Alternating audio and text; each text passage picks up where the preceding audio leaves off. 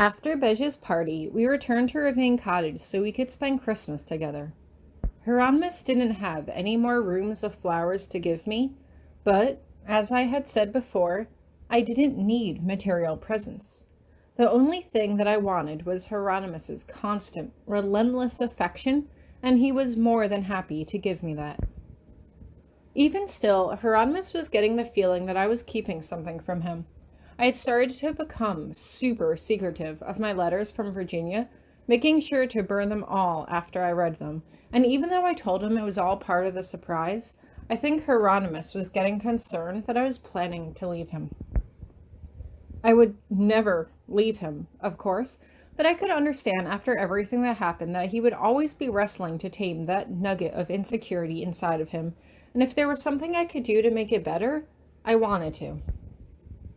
That was why I convinced Virginia to meet with me a little bit earlier than expected.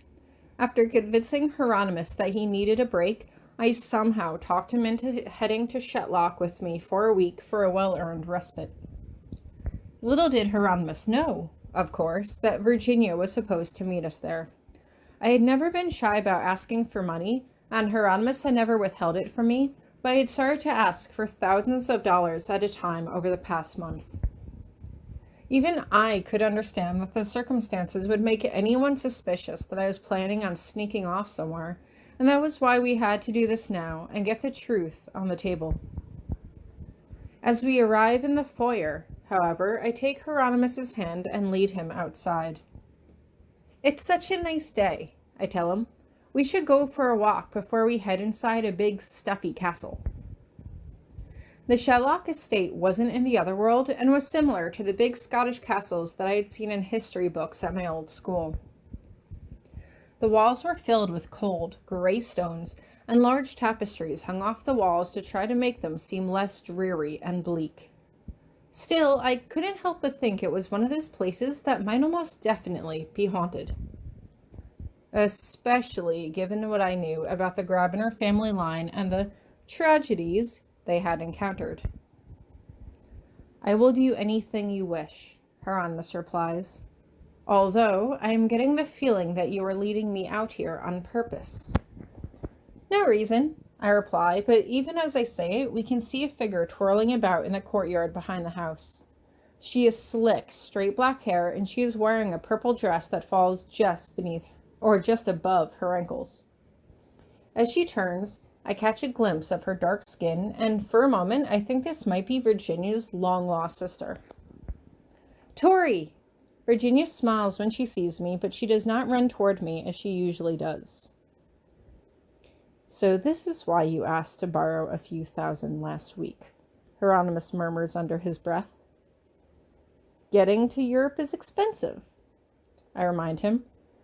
"Virginia has needed a lot of help lately.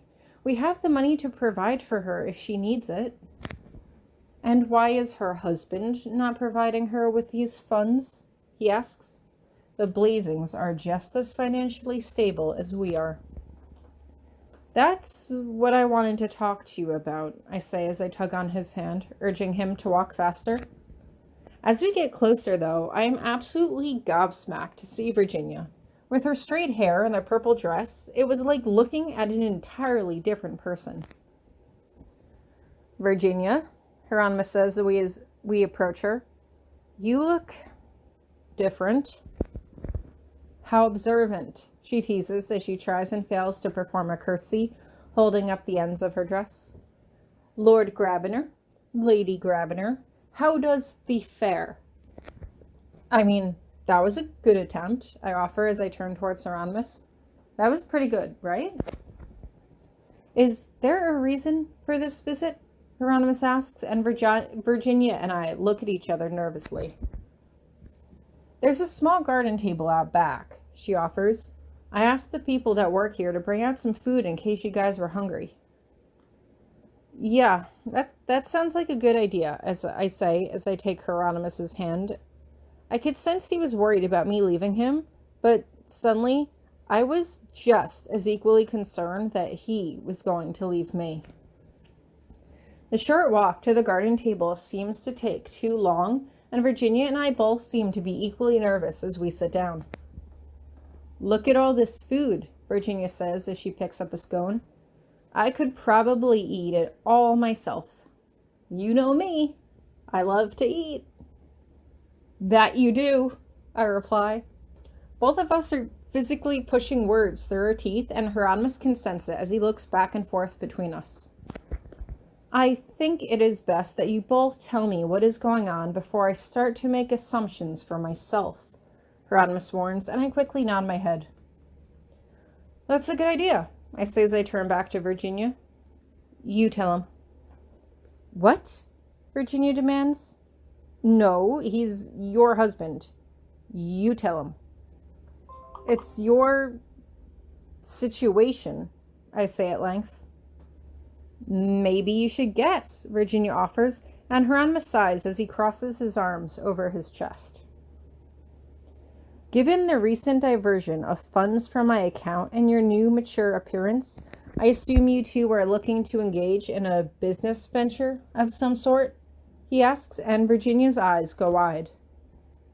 That's actually a great idea, she says as she turns to me. We can open up a bake shop. We can sell cupcakes. I can make them and be the taste tester. You can be the creative mastermind. You can come up with all sorts of crazy cupcake combinations to try, and we...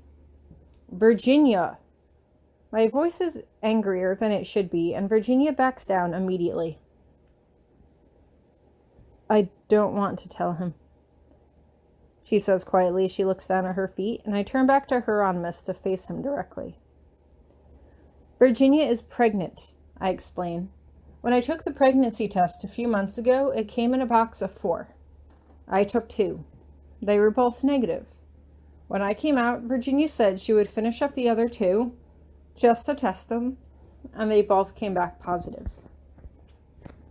I did notice that you didn't indulge in any wine with your friends that night, Hieronymous says as he turns to Virginia. How does this concern us? I don't know what to do with it, Virginia admits. You both know I was a preemie and I was sick a lot, but weirdly enough, I've been fit as a fiddle since I've been pregnant. No complications. The doctors say everything is going super well. I've been eating right, exercising, and making sure to get plenty of sleep. How does this concern us? Hieronymous repeats. I talked to Jacob about it, she continues. He's the dad, obviously. He doesn't want to quit college to raise a baby. The contract is going to end when the contract ends.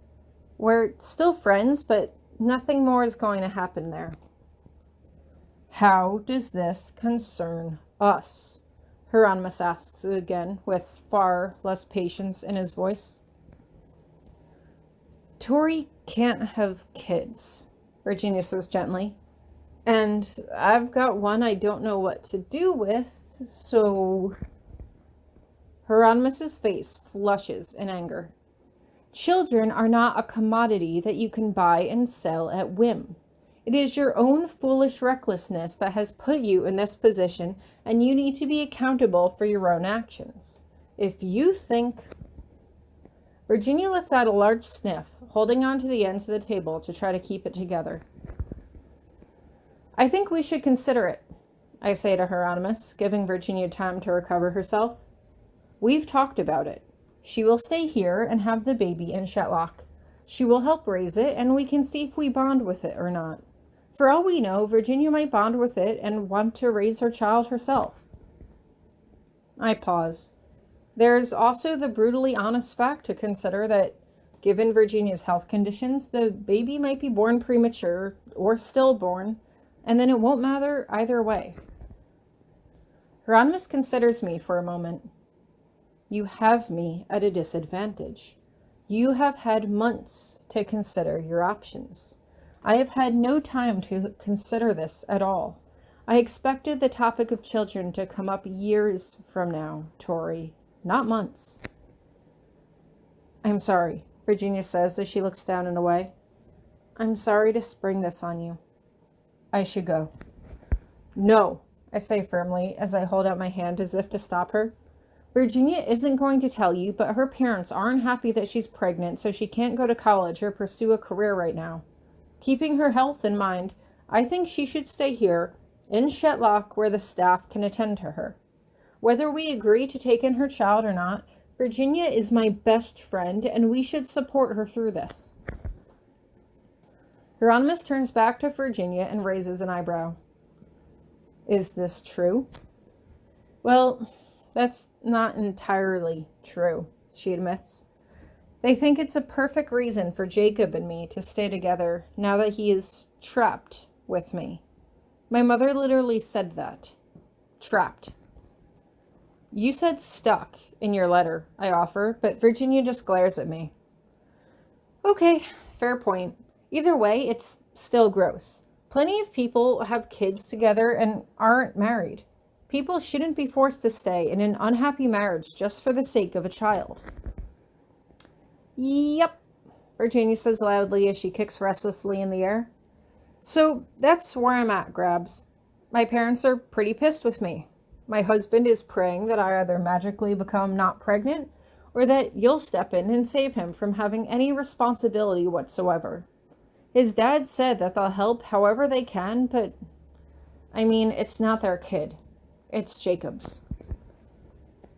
Do you think this has something to do with Melissa? I ask, and Virginia crosses her arms over her chest as she looks away. Melissa? Hieronymous asks as he raises an eyebrow. Some girl in one of his classes, Virginia explains. She's so smart, and she's so talented, and she's so ambitious. I literally wrote him back saying, this is a love letter to Melissa, and I think you sent it to me by mistake, I tell her, and Virginia snorts through her nose. Oh yeah? She asks. How did he take that? I don't know, I say with a shrug. I haven't been keeping in too much contact with anyone lately. You and Beige are at the top of my priority list, but if anyone else writes to me, I kind of just don't care enough to respond right away. Sorry, but true. Virginia shrugs. I write to anyone and everyone. It's not like I have anything better to do. I've gotten letters from Minnie, but I haven't written her back yet, though. I don't know what to say to her after she told us what she did to Ellen. Minnie knew that she was going to get Ellen expelled, and yet she didn't care. I don't know, I say with a shrug, mostly because I don't want to talk about it. Hieronymous seems to sense this as well. You can stay here in Shetlock for as long as you need, he says. We will provide for your care, as well as the care of your child. As for any official adoption proceedings, his voice trails off. I think Tori and I need to go inside and have a long conversation. I turn back to him and shoot him a supportive smile. That we do.